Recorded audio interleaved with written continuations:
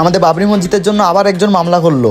হ্যাঁ, তোমরা এবার অনেকেই বলছো এই বিষয়ে হুমায়ুন স্যার কি বললো। তা আমাদের হুমায়ুন স্যার কিছুই বলেনি, সবটুকু পাওয়ার আইনাকে দিয়ে দিচ্ছে। আমাদের বাবরি মসজিদের জন্য এবার উনি লড়বে। এবার তোমরা জানিয়ে অনেকে বিশ্বাস করছে, এই কথাটা বিশ্বাস করছো না। তো উনি কি বলছে ওনার মুখে শোনো, তারপর আমি কিছু বলছি। এখন মামলা লড়বো আমি, মামলা লড়বো হবিবুর রহমান। হুমায়ুন তো এখানে মামলা লড়বে না, সে পাওয়ার দিয়ে গেছে আমাদের। সুতরাং লড়কে লেঙ্গা হাইকোর্ট। তো এই কথাটা যারা বিশ্বাস করছিল না, ওনার মুখের কথাটা শুনে বিশ্বাস করলা। এবার আমাদের বাবরি মসজিদের জন্য উনি লড়বে।